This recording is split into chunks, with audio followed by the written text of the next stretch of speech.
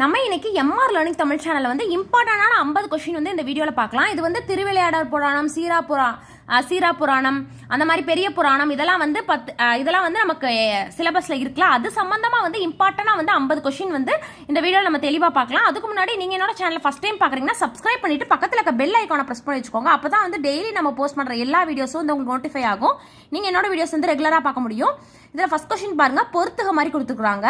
இதுல என்ன கேட்டிருக்காங்க அப்படின்னா வந்து இந்த பக்கம் வந்து அந்த நூலை கொடுத்துட்டு இதுல நூல் ஆசிரியர் வந்து கேட்டிருக்காங்க. திருவிளையாடற் புராணத்தை வந்து யார் எழுதுறாங்க அப்படின்னு கேட்டிருக்காங்க. திருவிளையாடற் புராணம் யாரு? பரஞ்சோதி முனிவர். அடுத்தது அமலால் ஆதிப்பிரான் அப்படின்னு கொடுத்துட்டு திருப்பானாழ்வார், இதுக்கு வந்து திருப்பானாழ்வார் வருவாரு. திருவிளையாடற் புராணம்னா வந்து பரஞ்சோதி முனிவர். அடுத்து கண்ணி நுண் சிறுதாமு அப்படிங்கிறது வந்து யார் எழுதுனது அப்படின்னா வந்து மதுர கவி ஆழ்வார். கண்ணி நுண் சிறுதாமு அப்படிங்கிறது வந்து மதுர கவி ஆழ்வார். அடுத்து வந்து நாச்சியார் திருமொழி வந்து ஆண்டாள். நாச்சியார் திருமொழி யாரு? ஆண்டாள். பெரிய திருவிளையாடற் புராணம் வந்து பரஞ்சோதி முனிவர்.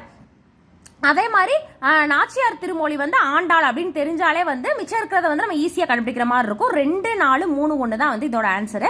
அடுத்தது பாருங்க, சேக்கிலார் எதை எழுதியிருக்கிறாரு அப்படின்னு கேட்டிருக்காங்க. சேக்கிலார் என்ன எழுதியிருக்கிறாரு? பெரிய புராணம். அடுத்தது பொய்கை ஆழ்வார் எதை எழுதியிருக்கிறாரு அப்படின்னா வந்து முதல் திருவந்தாதி வந்து பொய்கை ஆழ்வார்.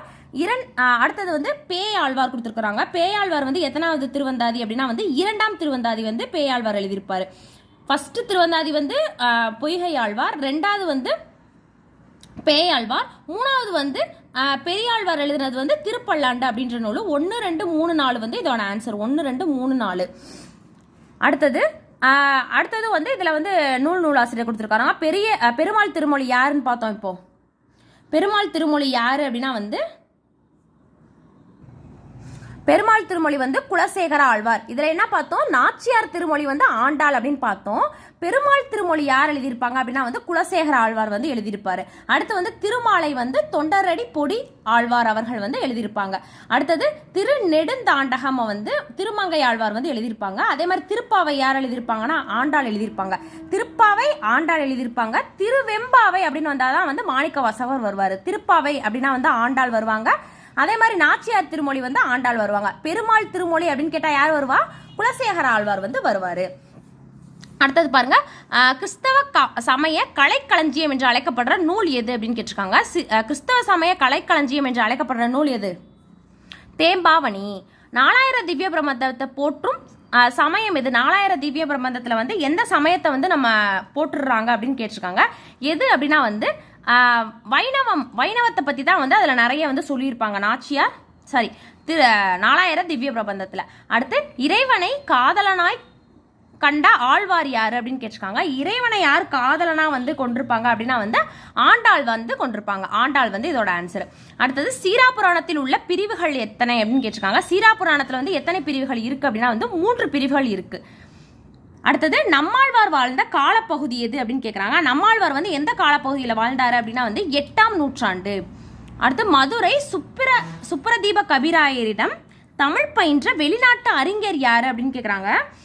சுப்ரதீப கபிராயர்கிட்ட தமிழ் பயின்ற வெளிநாட்டு அறிஞர் யாரு அப்படின்னு கேட்டாங்கன்னா இது இம்பார்ட்டன்டான கொஸ்டின். வீரமாமுனிவர் இவர்கிட்ட வந்து தான் வந்து தமிழே வந்து கற்றிருப்பாரு. அவர் வந்து இத்தாலி நாட்டை சார்ந்தவர் தானே. இத்தாலி தான் வந்து அவருக்கு நல்லா தெரியும். அதுக்கடுத்து முதுமொழி மாலை என்ற நூலை படைத்தவர் யார்? முதுமொழி மாலை என்ற நூலை படைத்தவர் வந்து உமர் புலவர். அடுத்து வந்து வீரமாமுனிவர் வந்து எதை படைச்சிருக்காரு அப்படின்னு கேட்குறாங்க. பரமாந்த குருக்கதை, தொன்னூல் விளக்கம், ஞானோபதேசம், இது எல்லாமே வந்து வீரமாமுனிவரோட படைப்பு தான். அப்போ அனைத்தும் சரிதான் வந்து இதோட ஆன்சரு. அடுத்து சேக்கிலாரோட இயற்பெயர் என்ன அப்படின்னு கேட்குறாங்க. சேக்கிலாரோட இயற்பெயர் என்ன அப்படின்னா வந்து அருண்மொழி தேவர் அப்படிங்கிறது தான் வந்து சேக்கிலாரோட இயற்பெயர். பெரிய புராணத்தை இயற்றியது சேக்கிலார். சேக்கிலார் யார்கிட்ட வந்து தலைமை அமைச்சரா வந்து பணிபுரிந்தாரு அப்படின்னு கேட்டிருந்தாங்க. யார்கிட்ட வந்து தலைமை அமைச்சரா வந்து திகழ்ந்தாரு அப்படின்னா வந்து அபநாய சோழனிடம் வந்து தலைமை அமைச்சரா வந்து சேக்கிலார் வந்து இருந்திருப்பாரு.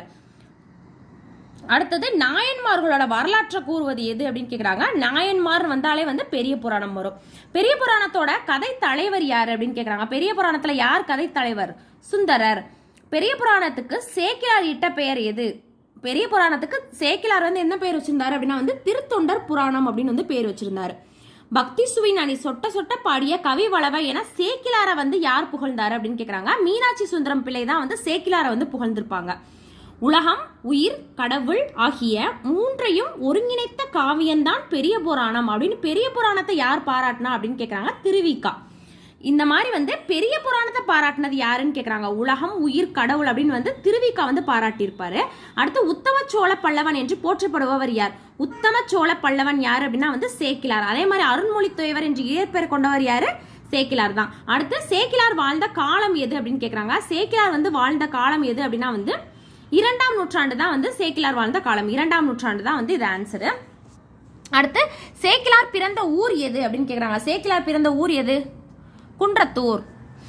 அடுத்தது திங்களூர் திங்களூர்ல தோன்றிய அடியார் யார் அப்படின்னு கேட்குறாங்க. திங்களூர்ல வந்து யார் பிறந்திருப்பாங்க அப்படின்னா வந்து அப்பூதி அடிகள் வந்து திங்களூர்ல வந்து பிறந்திருப்பாங்க. திங்களூர்ல யார் பிறந்தாங்க? அப்பூதி அடிகள். அப்பூதி அடிகள் யார் மீது பேரன்பு கொண்டிருந்தார் அப்படின்னு கேட்குறாங்க. யார் மீது வந்து அப்பூதி அடிகள் வந்து பேரன்பு கொண்டிருந்தாங்க அப்படின்னா வந்து திருநாவுக்கரசர் மீது தான் வந்து பேரன்பு கொண்டிருந்தாங்க. அப்பூதி அடிகள் யார் மீது பேரன்பு கொண்டிருந்தார்? திருநாவுக்கரசர் மீது வந்து பேரன்பு கொண்டிருந்தாங்க. அடுத்தது திருநாவுக்கரசருக்கு திரு அமுது படைப்பதற்காக வாளை குறுத்து அறுக்க சென்ற யாருடைய புதல்வனை வந்து பாம்பு தீண்டுச்சு அப்படின்னு கேட்குறாங்க. திருநாவுக்கரசருக்கு வந்து சாப்பாடு கொடுக்கறதுக்காக வந்து வாழை இது வந்து அறுக்க போயிருக்காங்க. அப்போ வந்து பாம்பு தீண்டி இறந்திருக்காங்க. யாரோட புதல்வர் அவர் அப்படின்னு கேட்குறாங்க. யாரோட புதல்வர் அப்படின்னு பார்த்தீங்கன்னா அப்பூதி அடிகளோட மகன் தான் வந்து அந்த மாதிரி வந்து பாம்பு தீண்டி வந்து இறந்திருப்பாரு. யாரோட பையன்? அப்பூதி அடிகளோட பையன். யாருக்கு உணவளிக்க போனாங்க? திருநாவுக்கரசருக்கு வந்து திருவமுது படைக்க போயிருப்பாங்க. யாருடைய பையன் அப்படின்னா வந்து அப்பூதி அடிகளோட மகன். இது வந்து இம்பார்ட்டன்டான கொஸ்டின். சேக்கிலார் வந்து எந்த மாவட்டத்தில் பிறந்திருக்காரு அப்படின்னு கேட்குறாங்க. சேக்கிலார் எந்த மாவட்டம் அப்படின்னா வந்து காஞ்சிபுரம் மாவட்டத்தில் பிறந்தவர். காஞ்சிபுரம் மாவட்டத்தில் குன்றத்தூர்ல வந்து பிறந்திருக்கிறாரு சேக்கிலார். அப்பூதி அடிகள் தன் மக்கள் அளவை, நிறைகோள், பசு, தாம் வைத்த தண்ணீர் பந்தல் ஆகியவற்றிற்கு எல்லாத்துக்கும் என்ன பேர் வச்சாரு அப்படின்னு கேட்குறாங்க.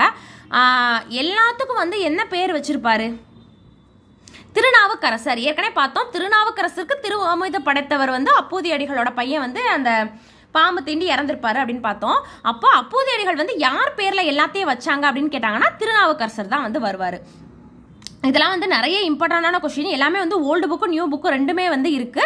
அதனால வந்து எல்லாத்தையும் வந்து தெளிவாக பார்த்துக்கோங்க. அடுத்தது கேரளா திருவஞ்சை காலத்தில் வந்து பிறந்த ஆழ்வார் யார் அப்படின்னு கேட்குறாங்க. கேரளாவில் பிறந்தவர் யாரு? குலசேகர ஆழ்வார். கேரளாவில் பிறந்தவர் குலசேகர ஆழ்வார். பக்தி மிகுதியால குலசேகர ஆழ்வாரால் வந்து குலசேகர பெருமாள் என்று அழைக்கப்பட்டவர் யார்? குலசேகர ஆழ்வாரே வந்து குலசேகர பெருமாள் அப்படின்னு அழைச்சாரு பக்தி மிகுந்ததுன்னு காரணமா. யாரு அப்படின்னா வந்து திருமால். அடுத்தது கீழ்கண்ட நூட்களில் 4000 திவ்ய பிரபந்தத்தில் அடங்கிய நூல் எது அப்படின்னு கேட்குறாங்க. 4000 திவ்ய பிரபந்தத்தில் அடங்கின நூல் எது அப்படின்னா வந்து திருவாய்மொழி அப்படின்ற நூல். அடுத்தது 4000 திவ்ய பிரபந்தத்தில் உள்ள பாசுரங்களின் எண்ணிக்கை எவ்வளோ கேட்குறாங்க. பாசுரங்களின் எண்ணிக்கை எவ்வளோ அப்படின்னா வந்து 105 பாசுரங்கள் வந்து இருக்கு. இதில் 4000 திவ்ய பிரபந்தத்தில் எத்தனை பாசுரங்கள் இருக்கு அப்படின்னா வந்து 105 பாசுரங்கள்.